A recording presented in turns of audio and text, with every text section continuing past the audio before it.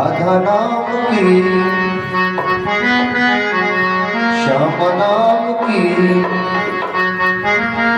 राधा नाम की लगाई फुलवारी कि पत्ता पत्ता श्याम बोलता, कि पत्ता पत्ता श्याम बोलता,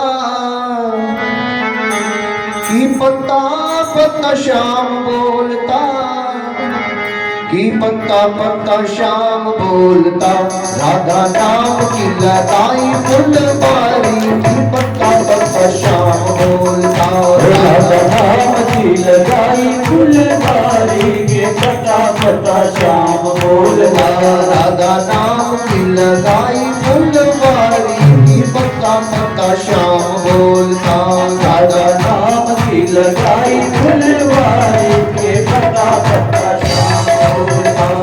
कि पत्ता पत्ता श्याम बोलता, पत्ता पत्ता श्याम बोलता, के पत्ता पत्ता श्याम बोलता, पत्ता पत्ता श्याम बोलता। राधा नाम की, श्याम नाम की लगाई फुलवारी कि पत्ता पत्ता श्याम बोलता, राधा नाम की लगाई फुलवारी के पत्ता पत्ता श्याम बोलता।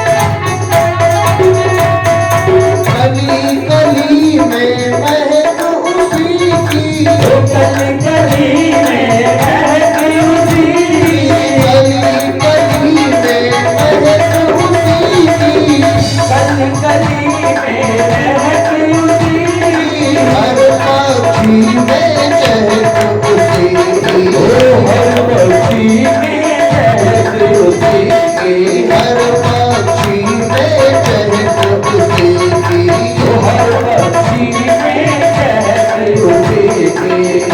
नाचे मोर कूके, नाचे मोर कूके, नाचे मोर कूके, कोयलिया गाए कि पत्ता पत्ता श्याम बोलता, राधा नाम की लगाई फुलवारी के पत्ता पत्ता श्याम बोलता। राधा नाम की लगाई फुलवारी कि पत्ता पत्ता श्याम बोलता, राधा नाम की लगाई फुलवारी के पत्ता पत्ता श्याम बोलता।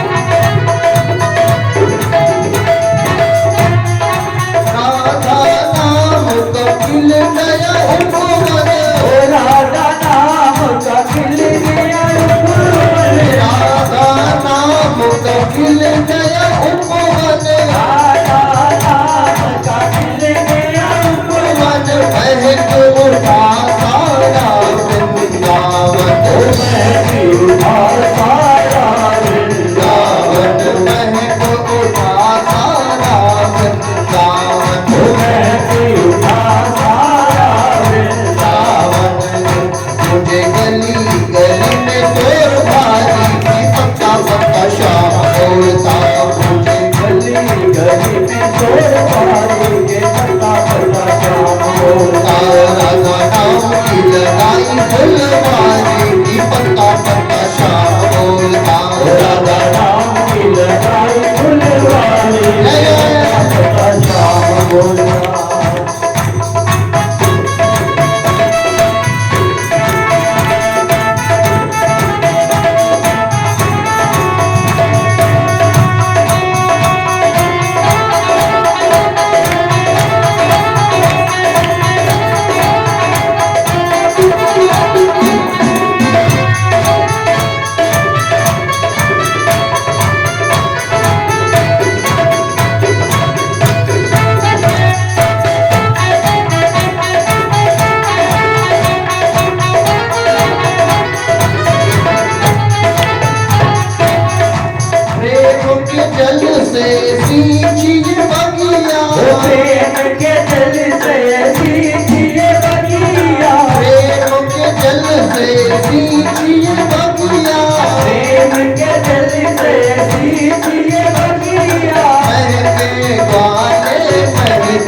सखिया महके वाले महकी सखिया महके वाले महकी सखिया महके वाले महकी सखिया सब रसिकन को रसिकन को रसिकन को लागे है प्यारी पत्ता पत्ता शाम होता सब रसिकन को लागे है प्यारी पत्ता पत्ता शाम होता कि पत्ता पत्ता शाम होता पत्ता पत्ता शाम होता पत्ता पत्ता शाम बोलता पत्ता पत्ता शाम बोलता राधा नाम की श्यामा नाम की राधा नाम की लगाई फुलवारी की पत्ता पत्ता श्याम बोलता राधा नाम की लगाई फुलवारी के पत्ता पत्ता शाम बोलता राधा नाम की लगाई फुलवारी पत्ता पत्ता श्याम बोलता राधा नाम की लगाई फुलवारी के पत्ता पत्ता शाम बोलता कि पत्ता पत्ता श्याम बोलता पत्ता पत्ता श्याम बोलता पत्ता पत्ता शाम बोलता पत्ता पत्ता शाम बोलता राधा नाम की लगाई फुलवारी की पत्ता पत्ता श्याम बोलता राधा नाम की लगाई फुलवारी के पत्ता पत्ता शाम बोलता श्यामा नाम की लगाई फुलवारी की पत्ता पत्ता श्याम बोलता श्यामा नाम की लगाई फुलवारी के पत्ता पत्ता शाम बोलता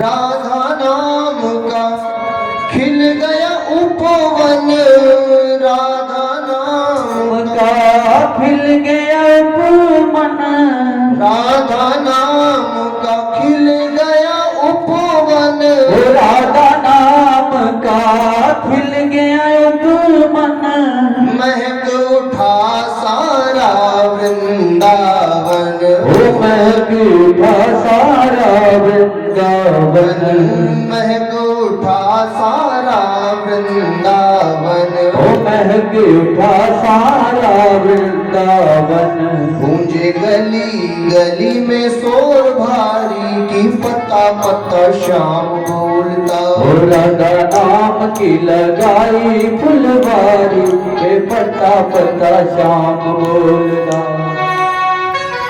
बोली राधा रानी सरकार की श्रीमद् भागवत महापुराण की व्यास भगवान की शुकदेव भगवान की परीक्षित जी महाराज की वृंदावन बिहारी लाल की सब संतन की सब हरि भक्तन की 84 कोस ब्रज मंडल धाम की प्राचीन श्री गौरी शंकर भगवान की आज के आनंद की साप्ताहिक ज्ञान यज्ञ महामहोत्सव की जय जय श्री राधे जय जय श्री राधे जय जय श्री राधे श्याम। परम मंगलमय भगवत स्वरूप भक्त वत्सल शरणागत वत्सल भक्त वांक्षा कल्पतरु तड़वित विनंदित पीतांबरधारी ठाकुर श्री बांके बिहारी लाल की प्रत्यक्ष बांगमयी प्रतिमूर्ति श्रीमद् भागवत महापुराण के चरणों में मनसा प्रणाम। परम आराध्या विश्वभानु दुलारी बरसाने वाली हम सबकी प्यारी किशोरी श्री राधा रानी जी के चरणों में मनसा प्रणाम। पूज्य श्री सद्गुरुदेव भगवान के चरणों में मनसा साष्टांग वंदन एवं श्री कृष्ण कथा के प्रमुख श्रोता श्री हनुमान जी महाराज के चरणों में मनसा साष्टांग प्रणाम।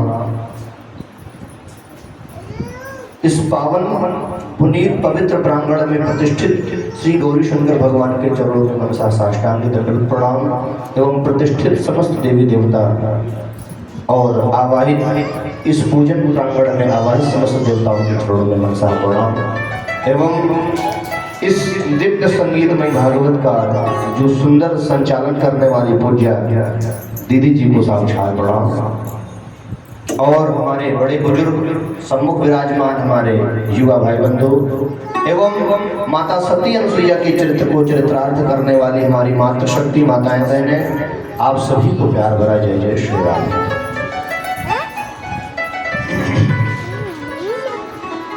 प्रभु की खूब कृपा है कि हम सभी लोगों को ऐसा सुंदर सा मानव शरीर मिला है। भगवान की खूब कृपा है कि हमें मानव तन मिला है। बड़े भाग मानुष तन पावा, बड़े भाग से ये मनुष्य का तन मिला है और उसमें भी सनातन धर्म मिला है, हिंदू धर्म मिला है और उसमें भी हम सभी लोग भगवान के प्रांगण में बैठ करके सुंदर भागवत जी की चर्चा कर रहे हैं। ये प्रभु की खूब कृपा है। पूज्या दीदी जी के इस पावन सानिध्य में आयोजित इस मंगलमयी कथा का धीरे धीरे खूब भाव से आज विश्राम की ओर ये कथा यात्रा है। कल नहीं परसों से 2 दिन बाद से फिर यात्रा आपकी निरंतर प्रारंभ रहती है। आपके ऊपर तो भगवान की खूब विशेष कृपा है, क्योंकि आपकी तो सुबह भागवत से और शाम भी भागवत से, दोपहर में भी कहीं भागवत की चर्चा चलती है। जिसका देह प्रभु के प्रति, जिसका शरीर, जिसका जीवन भगवान के प्रति समर्पित हो जाए, उसको और क्या चाहिए। इतनी कृपा है प्रभु की। ऐसा मानो कि भगवान ने हमको सब कुछ दिया है। प्रभु ने हमको सब कुछ दिया है। धन है, ऐश्वर्य है, रहने के लिए छोटी सी कुटिया है, सुंदर सा घर है, भोजन की व्यवस्था हो रही है, और क्या चाहिए। प्रभु ने जिसको जन्म दिया है, माता पिता से बड़ी जिम्मेदारी भगवान को होती है, क्योंकि जगत पिता है ना प्रभु। हम तो अपने 1-2 बालकों को पालते हैं, 1-2 संतानों का जीवन यापन करते हैं, लेकिन वो तो पूरी सृष्टि के पिता हैं, जगत पिता हैं। उनको सबकी चिंता रहती है, उनको सबकी लगन रहती है। जब दांत नहीं था तब प्रभु ने दूध की व्यवस्था करी, माँ के स्तन में दूध की व्यवस्था कर दी। जब दांत दिया तो फिर अन्न की भी व्यवस्था करेंगे। जब दांत नहीं तब दूध दियो, जब दांत नहीं तब दूध दियो, जब दांत दिए तो अन्न भी दे। जब दांत दिए, थोड़े हम और बड़े हो गए तो हमारे दांत निकल आते हैं। कल्पना करो, लोग कहते हैं भगवान नहीं है, भगवान, सब झूठी बातें लोग आडंबर करते हैं। हम खेतों में बीज बोते हैं, हम खेतों में बीज बोते हैं। एक धान का एक बीज डालते हैं, एक बीज जब डालते हैं तो एक उसमें से पौधा निकलता है। क्या उस पौधे में एक बीज बोने के बाद 50 बीज डालते हो क्या आप उसमें? भगवान ही तो कृपा करते हैं।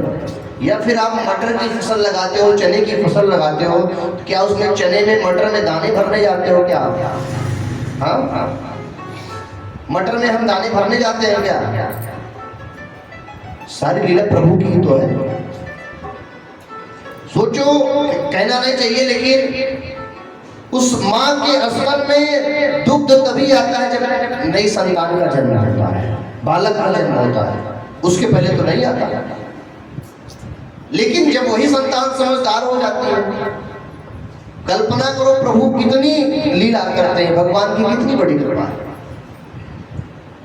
तो हम सभी लोग प्रभु की कृपा से मानव जीवन का सर्वोत्कृष्ट साधन सत्संग भागवत की कथा के माध्यम से श्रवण कर रहे हैं। आज तो बड़ा विलंब हो गया। आज ऐसा सोचे थे कि 4 बजे कथा प्रारंभ हो जाएगी, लेकिन अब ये घड़ी तो बहुत तेजी में भाग रही है। भक्तों ने 7 दिन तक जिन्होंने भाव से भगवान की पूजा करी, अलग अलग प्रत्येक दिन एक लोग करके, भगवान की सब खूब कृपा सबके ऊपर है। तभी मन में ऐसी प्रेरणा उठी कि हम भी एक दिन भगवान की पूजा कर रहे हैं, हम भी एक दिन पूजा कर रहे हैं। और जो भक्त कथा में आ रहे हैं उनके हृदय में भी भगवान के लिए प्रेरणा उठी कि हम भी कथा में चलें। तो ये भगवान की कृपा से ही सब कुछ होता है। कल सभी लोगों ने भगवान के विवाह उत्सव का दर्शन किया। समय व्यतीत हुआ, पहले पुत्र का जन्म हुआ है प्रद्युम्न जी का। प्रद्युम्न जी की कथा आती है जिन्होंने संबरासुर का उद्धार किया। संबरासुर का उद्धार किया है, सबको पता ही नहीं था संबरासुर की। मछली निकल गई, संबरासुर को जब पता चला तो प्रद्युम्न का हरण करके ले जाकर के सागर में फेंक दिया, और सागर में प्रद्युम्न जी को एक मछली ने निगल लिया। मछली को मछुआरे ने पकड़ा, मछुआरे ने संबरासुर की रसोई में संबरासुर के हाथों उसी मछली को बेच दिया। कहने का तात्पर्य, जिसकी मृत्यु जिसके हाथों जहां लिखी होती है, जिस दिन लिखी होती है। एक घटना बताऊं आपको, एक बार की बात है, यमराज कहीं बाहर गए थे भ्रमण करने के लिए। यमलोक के बाहर एक वृक्ष था, एक वृक्ष पर कबूतर और कबूतरी बैठे हुए थे। कबूतर और कबूतरी बैठे हुए थे। यमराज कहीं गए थे, वहां से वापस आ रहे थे। जब वापस द्वार पर आए यमलोक के, तो यमराज की दृष्टि कबूतर और कबूतरी के ऊपर पड़ी, और यमराज बड़े जोर जोर से हंसते हुए, ठहाकेदार हंसी लगाते हुए भीतर प्रवेश कर गए। कबूतर और कबूतरी जो थे वो तो बड़े भयभीत हो गए, आश्चर्य में पड़ गए कि यमराज मुझे देख करके आज हंस करके गए हैं। बड़ी चिंता होने लगी, बड़े घबराने लगे, लगता है मेरी मृत्यु नजदीक आ गई। वहीं द्वार पर पक्षीराज, पक्षीराज कौन है? हाँ, गरुड़ जी बैठे हैं। कबूतर कबूतरी हाँफते हुए, पसीना पसीना होते हुए गरुड़ जी के पास आए।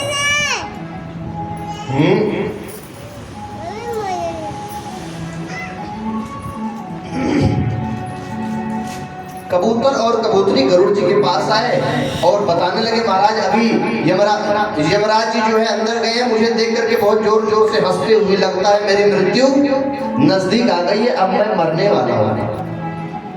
गरुड़ जी ने कहा, मेरे रहते हुए मेरे पक्षियों को कुछ हो सकता है क्या? मैं कुछ नहीं होने दूंगा, तुम चिंता मत करो। मैं तुमको यहाँ से इतनी दूर ले जाकर के छोड़ आऊंगा, इतनी दूर छोड़ आऊंगा कि वहां मृत्यु जाएगी ही नहीं। यमराज जी वहां तक दिमाग ही नहीं लगा पाएंगे। गरुड़ जी ने क्या किया, कबूतर और कबूतरी को लेकर के बड़ी तीव्र गति से उड़ करके लोकालोक पर्वत पर गए। वहां पर कबूतर कबूतरी को छोड़ करके उसी तीव्र गति से लौट करके आए और द्वार पर बैठ गए। अब पूरी ताकत से उड़ते हुए गए हैं, उड़ते हुए आए, पूरे शरीर पसीना पसीना हो रहा। इतने में यमराज जी बाहर आए। यमराज जी ने जब गरुड़ जी को देखा, पसीने पसीने हो रहे, क्या हुआ गरुड़ जी, बड़े परेशान दिखाई दे रहे हैं।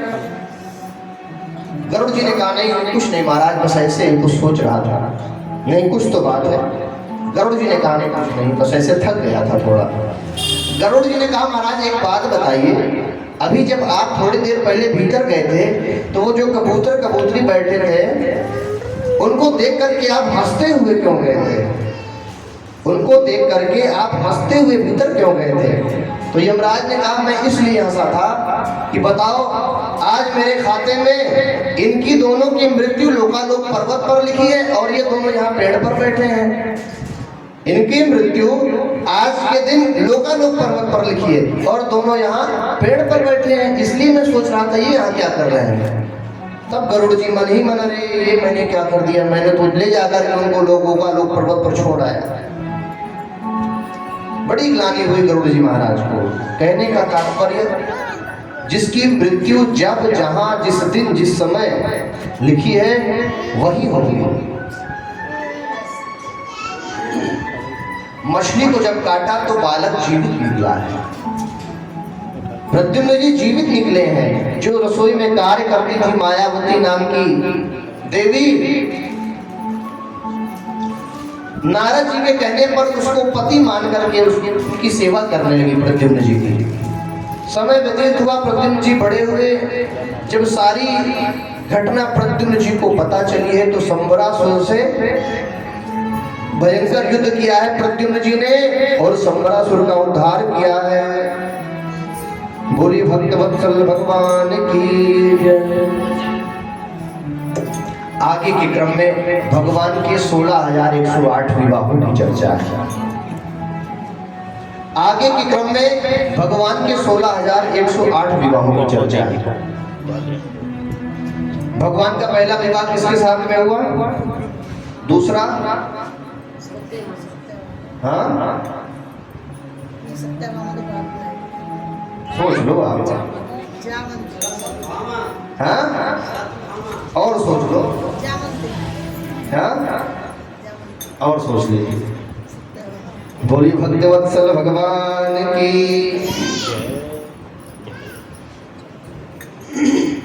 आगे माया की कथा आती है, लड़ाई की कथा आती है। माया की लड़ाई आती है, उसमें दूसरा विवाह, आगे दूसरे विवाह की चर्चा आती है। एक राजा हुआ, बड़ा प्रतापी राजा, जिसका नाम था सत्राजित, है ना? सत्राजित नाम का बड़ा राजा हुआ, वो बड़ा प्रतापी था। उसके पास में मणि थी, मणि की कथा आती है। वह मणि प्रतिदिन 8 भार सोना दिया करती थी। 8 भार सोना का मतलब 2 क्विंटल सोना प्रतिदिन वो मणि दिया करती थी। तो भगवान ने सत्राजित से निवेदन किया, सत्राजित से प्रभु ने निवेदन किया कि महाराज, ये जो आपके पास मणि है, आपके पास में जो ये मणि है, कृपा करके इसको हमारे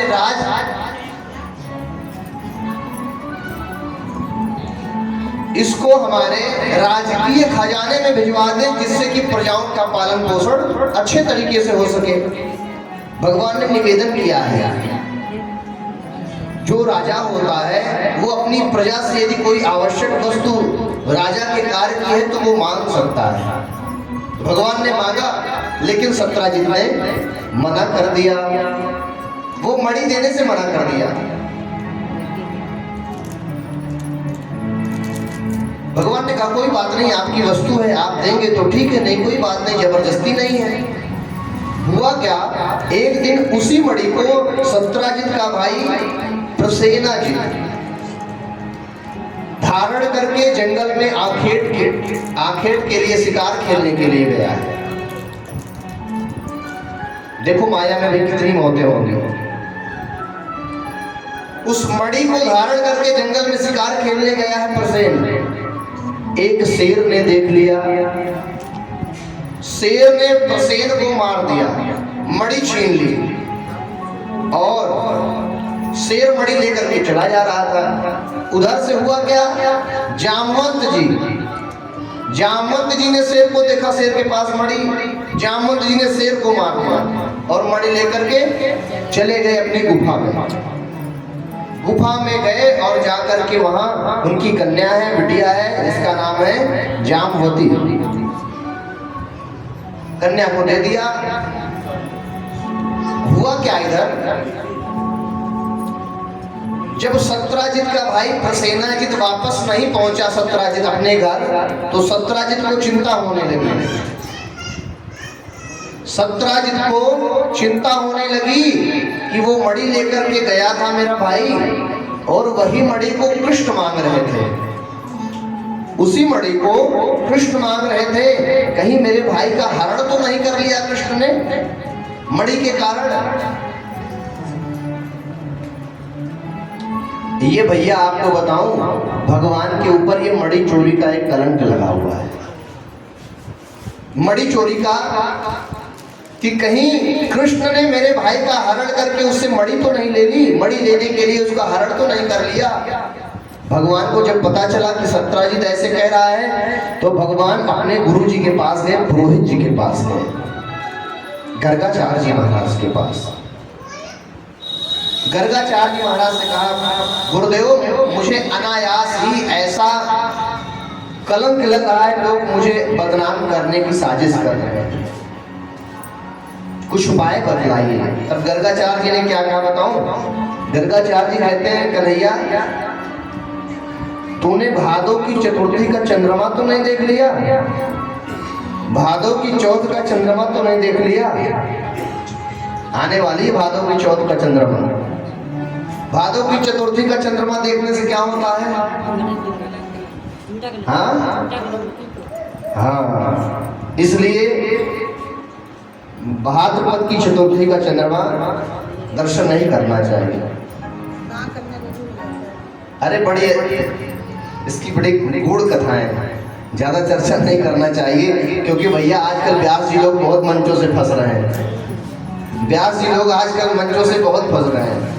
उनके कहने का भाव दूसरा होता है, लेकिन आजकल ये जो सोशल मीडिया वाले होते हैं ऐसे भाव को बेभाव कर देते हैं, ऐसे भाव को। अरे भैया हमारे यहाँ भी खूब पत्रकार है, परिवार में 4 लोग पत्रकार हैं। जो मीडिया वाले होते हैं भाव को बेभाव कर देते हैं। किसके लिए कह रहा हूँ आप लोग जान भी रहे हैं, लेकिन जिन महापुरुषों ने जो कहा है वो बिल्कुल अकाट्य सत्य है। जो कहा है वो अकाट्य सत्य है। मैं नाम नहीं लूंगा, आप सब जानते हैं कौन किसने कहा है। जैसे पूज्य प्रेमानंद जी महाराज के ऊपर लोग इसमें किंतु परंतु कर रहे हैं। अरे भैया ऐसा संत न भूतो न भविष्यति, जो जिनका पूरा प्रण हो कि मैं व्रत छोड़ करके ही बाहर नहीं जाऊंगा, जो बिना किडनियों के चल रहे हो, इससे बड़ी और क्या बात हो सकती है। और एक बात बताऊं, दर्शन किया है कि नहीं आप लोगों ने नजदीक से? वास्तविकता बताऊं, यदि कोई सच्चा साधक होगा, कोई सच्चा भजनानंदी होगा, कोई सच्चा पूजा पाठ करने वाला होगा, तो एक दृष्टि से यदि कोई उनको दर्शन करेगा ना, तो इतना दिव्य तेज है उनके चेहरे पर, इतनी भजन का इतना प्रताप है भजन का, लगता है हाँ ये अच्छे साधक। फालतू की बात भी नहीं बताते कि जादू करो, टोना करो, भला करो, ये करो।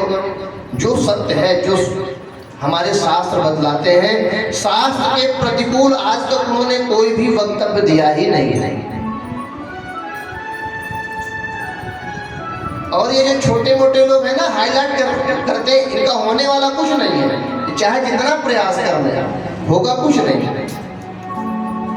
तो निवेदन यही रहता है कि जो हमारे मार्गदर्शन है, जो हमारे महापुरुष हैं, वो कभी भी गलत बात नहीं बताएंगे, कोई भी गलत बात नहीं बताएंगे, वो अच्छी बात ही कहेंगे। भले अरे आप लोग तो संत परंपरा को नहीं जानेंगे, जिन्होंने संतों के बीच में जो रहे हैं, जो अच्छे साधक हैं, हमारे मलूकपीठ वाले महाराज जी हैं, वो अपने गुरुदेव भगवान के समय की जब चर्चा करते हैं तो कहते हैं अगर गुरु जी गाली भी दे देते थे ना, तो वो गालियों में भी मुझे आशीर्वाद के दर्शन होते थे। ऐसे ऐसे साधक हुए हैं। और आज वही मलूकपीठ वाले महाराज जी की खूब महिमा है।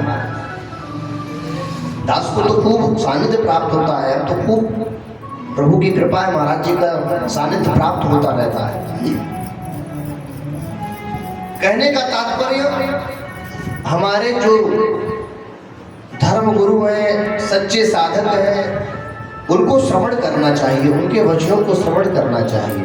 यदि हमें किसी को श्रवण करना है, लोग पूछते हैं महाराज जी हम किसकी कथाओं को श्रवण करें? पूज्य प्रेमानंद जी को खूब आप लोग श्रवण करिए। पूज्य हमारे मलूकपीठ वाले महाराज जी हैं, पूज्य पाराशर जी महाराज हैं, ये सब जो शास्त्रों में प्रमाणित बातें हैं बस उसी पर चर्चा करेंगे, फालतू की बातें ये नहीं करते हैं। भगवान मणि की खोज में, मणि को खोजने के लिए चल पड़े हैं, क्योंकि उस कलंक को दूर करना है प्रभु को। मणि को खोजने के लिए जब चले 2-4 सैनिकों को लेकर के, तो रास्ते में गए तो देखते हैं एक शेर मरा पड़ा हुआ है, और आगे बढ़े तो देखते हैं एक कोई भालू के पैर का निशान दिखाई दे रहा है। धीरे धीरे आगे बढ़ते गए तो एक गुफा सी आई है। गुफा जब आई तो सैनिकों से कहा आप यहीं रुको, मैं भीतर जाकर के देखता हूं अंदर क्या है। भीतर वही जामवंत जी की गुफा के पास भगवान पहुंच गए। सैनिकों से कहा आप यहीं रुको, मैं भीतर देख करके आता हूं। प्रभु जब भीतर पहुंचे, भीतर गुफा में गए तो क्या दृश्य देखते हैं कि एक कन्या जो है उस मणि को लेकर के खेल रही है। एक कन्या मणि को लेकर के खेल रही है उस मणि से, इतने में पीछे से जामवंत जी आ गया। अब कन्या अकेली थी गुफा में, भगवान प्रवेश कर गए। जामवंत जी को बड़ा क्रोध आया, जामवंत जी को बड़ा क्रोध आया। जामवंत जी आज भगवान से भयंकर युद्ध कर रहे हैं। ये कौन है जामवंत जी? हाँ, रामावतार के जामवंत जी है ये। रामावतार में जामवंत जी की एक बड़ी इच्छा रह गई थी। रामावतार में जामवंत जी की एक बड़ी प्रबल इच्छा रह गई थी। क्या? कि मेरे लायक केवल 2 ही योद्धा हैं। मेरे लायक रामावतार में केवल 2 ही योद्धा हैं, बाकी तो सब बेकार हैं। 2 कौन कौन से? एक राम जी, दूसरा रावण। एक राम जी, दूसरा रावण। यदि मैं राम जी से युद्ध करूंगा तो मेरे सेवक धर्म पर आ जाएगी। सेवक धर्म कभी ये नहीं कहता कि अपने स्वामी से युद्ध करो। दूसरा, यदि मैं रावण से युद्ध करता हूँ, रावण को युद्ध में परास्त कर देता हूँ, तो हमारे राम जी के अवतार लेने का कारण ही नष्ट व्यर्थ हो जाएगा। तो राम जी तो कृपा करने वाले हैं। राम जी ने मन ही मन आशीर्वाद दिया था, चिंता मत करो जामवंत जी, आपकी ये इच्छा मैं अवश्य पूर्ण करूंगा, लेकिन इस अवतार में नहीं, कृष्ण अवतार में।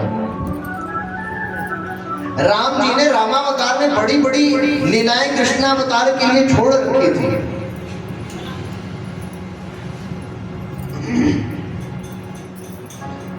आज भी रामलीला की यदि चर्चा की जाए तो रामलीला कहाँ की प्रसिद्ध है? हाँ, रामलीला कहाँ की प्रसिद्ध है? रामलीला मथुरा की प्रसिद्ध है। रामलीला मथुरा की प्रसिद्ध है। और मथुरा की स्थापना किसने किया है? शत्रुघ्नस्य मधोपुत्रम लवणम नाम राक्षसम। लवणासुर नाम का राक्षस हुआ, उसका संहार करने के बाद में शत्रुघ्न लाल जी ने मथुरा की स्थापना किया। राम जी की चर्चा तो इतनी अद्भुत है कि मन करता है थोड़ा सा 2-4 घंटे राम जी की चर्चा कर ली जाए। मैंने एक दिन चर्चा किया था, राम जी का धर्म सामान्य धर्म बतलाया गया है। राम जी जो मर्यादा पुरुषोत्तम भगवान बन करके आए वो सामान्य धर्म है उनका, लेकिन भरतलाल जो है उनसे भी बड़ा धर्म बतलाया। आज के समय में जिस भाई को गद्दी मिल जाएगी, नहीं तुमको गद्दी पर बैठना है, वो तो तुरंत बैठ जाएगा। भरतलाल ने कहा ना। जब ये निर्णय हुआ भरतलाल के साथ में, मानो कि उस मां को किस दृष्टि से देखते हैं सबको पता है। राम जी का धर्म सामान्य धर्म, लखन लाल का विशेष धर्म भरतलाल का, और लक्ष्मण जी का विशेषता धर्म उससे भी बड़ा। पूरे वनवास काल में लखन लाल ने आंख भर के सोया नहीं है राम जी की सेवा में। लखन लाल कहते हैं प्रभु भैया आपका संबंध तो लोक और परलोक से है, भक्तों से है, सभी सृष्टि से है, लेकिन हमारा संबंध तो केवल आपसे है। मुझे तो कुछ नहीं पता, आप ही मेरे माता पिता, आप ही मेरे सब कुछ। विशेषतर धर्म बताया है लक्ष्मण का, और उससे भी श्रेष्ठ धर्म बतलाया है शत्रुघ्न लाल का। पूरे अवतार काल में शत्रुघ्न लाल ने राम जी को नेत्र भर करके देखा नहीं है। इतनी बड़ी जिम्मेवारी मिल गई लखन लाल को। जब राम जी वनवास की ओर गए हैं, लखन लाल के साथ में चले गए। शत्रुघ्न लाल भरत लाल जी कहाँ विराज रहे हैं? नंदीग्राम में। पूरे अयोध्या की जिम्मेदारी शत्रुघ्न लाल को सौंप दी गई है, जो उस व्यवस्था को संभालने में कितनी भाव से। भैया जब से राम जी गए हैं, राम जी की जितनी गैया हैं, राम जी की जितनी अयोध्यावासी प्रजाएं हैं, सब कुछ करना नहीं चाह रहे हैं। ऐसा लग रहा है अयोध्या में पूरा उदासी छाई है, कुछ भी नहीं बचा है। लेकिन शत्रुघ्न लाल जी गैया चारा नहीं खा रही है, जा करके गैया को समझाते हैं। गैया से कहते हैं, अरे गैया क्यों परेशान होती हो, राम जी आएंगे लौट करके, भैया लौट करके आएंगे, तुम खूब चारा खाओ, खूब चारा खाओ, इतना चारा खाओ कि जब प्रभु का राज्याभिषेक हो तो कहीं से बाहर से दूध ना मंगवाना पड़े, तुम्हारे ही दूध से प्रभु का राज्याभिषेक हो। ऐसे जाकर के गैया को समझाते हैं। जो संगीत की सेवा देते हैं, जो प्रातः काल महल में संगीत बजाते थे, सब अपने वाद्य यंत्रों को रख दिए, जाकर के संगीतज्ञ को समझाते हैं, तुमको समय मिला है, परेशान मत हो। शत्रुघ्न लाल जी समझा रहे सबको, अरे आप लोगों को 14 वर्ष का समय मिला है तैयारी करने के लिए, खूब रियाज करो, खूब रियाज करो, खूब रियाज करो, इतना रियाज करो कि जब राम जी आएंगे तो उत्सव होगा ना, उत्सव में इतना रियाज कर लो 14 वर्षों में, जब राम जी आए तो खूब अपनी तान छेड़ना। और राम जी सफाई कर्मियों को जाकर के खूब समझाते हैं, क्यों परेशान हो रहे हो, सब उदास हैं, सब रो रहे हैं, सब बिलख रहे हैं, लेकिन शत्रुघ्न लाल जी सबको जाकर के समझाते हैं। सफाई कर्मियों से कहते हैं, अयोध्या की एक एक गलियों को खूब संवारो, खूब सजाओ, खूब बुहारो, तुमको खूब समय दे करके गए हैं, राम जी आएंगे ना, अभिषेक होगा, राज्याभिषेक होगा, राम जी को कोई कमी नहीं समझ में आनी चाहिए। इस प्रकार से सबको समझाते हैं। मैया के पास जाते हैं, तीनों माताओं को समझाते हैं, और जब सारा ये कार्य कर लेते हैं तो एकांत कक्ष में जाकर के वही शत्रुघ्न लाल कक्ष को बंद करके खूब अपने प्रभु के विरह में खूब रुदन करते हैं, खूब रोते हैं। कक्ष के बाहर आकर के ऐसा महसूस नहीं होने देते कि मुझे कोई कष्ट है, सबको इतना समझाते हैं। सोचो कितनी बड़ी जिम्मेवारी शत्रुघ्न लाल के ऊपर पड़ी है। इसलिए भैया राम जी ने हमें जीवन जीने के लिए मर्यादा पुरुषोत्तम बन करके आए हैं कि किस प्रकार से कैसा संबंध किसके साथ में होना चाहिए, उसकी स्थापना करने के लिए राम जी आए हैं। आज राम जी का और जामवंत जी का, भगवान श्री कृष्ण का और जामवंत जी का भयंकर युद्ध हुआ। जब युद्ध कर रहे थे जामवंत जी तो पीताम्बर हटा भगवान का पीताम्बर खसक गया, तो हृदय पर किसका दर्शन किया, भृगुलता का। भगवान के हृदय पर जो चिन्ह बना है वक्षस्थल पर, उसका जैसे ही जामवंत जी ने दर्शन किया, अरे ये कोई साधारण नहीं, ये हमारे राम जी हैं, राम जी के सिवा इस सृष्टि में ये चिन्ह कहीं किसी के पास नहीं है। प्रभु के चरणों में साष्टांग हो गए, अरे प्रभु मुझसे बहुत बड़ा अपराध हो गया, आप तो मेरे राघव हैं। भगवान ने जामवंत जी को उठाया, अंक में भर करके भगवान कहते हैं, जामवंत जी आपसे अपराध नहीं हुआ, आपकी ये इच्छा रह गई थी तो मैंने सोचा उसको पूर्ण कर दूंगा। प्रायश्चित करने के लिए, क्षमा मांगने के लिए भगवान निवेदन, जामवंत जी प्रभु से निवेदन कर रहे हैं, प्रभु मैं अपना प्रायश्चित कैसे चुकाऊं, मैं अपने स्वामी से इतना युद्ध कर लिया, हे प्रभु मैं आपके चरणों में निवेदन करता हूं, मेरी ये कन्या है, मेरी ये कन्या है और मैं इसका वर्ण आपके साथ में करना चाहता हूँ, मैं इसका वर्ण आपके साथ में करना चाहता हूँ। ये मेरा भाव है, भक्त के भाव को रखिए। भगवान तो भक्त के भाव को रखते हैं। जामवती जी का विवाह प्रभु के साथ में हुआ दहेज में, उसी मणि को जामवंत जी ने दिया है। और इधर प्रभु वापस गए, मणि को लेकर के सत्यराजित के पास वापस करने के लिए। सत्यराजित को जाकर के बताया कि महाराज ये आपकी मणि, और जो आप अनायास हमारे ऊपर कलंक लगा रहे थे, ऐसा कुछ भी नहीं था। सत्यराजित को बड़ी ग्लानि हुई, सत्यराजित को बड़ी ग्लानि हुई, अरे मैंने तो भगवान के ऊपर, कृष्ण के ऊपर अनायास ही इतने कलंक लगा दिए। तो उस कलंक को प्रायश्चित करने के लिए, अपने को क्षमा करने के लिए सत्यराजित ने भगवान से निवेदन किया, प्रभु बड़ा अपराध हो गया।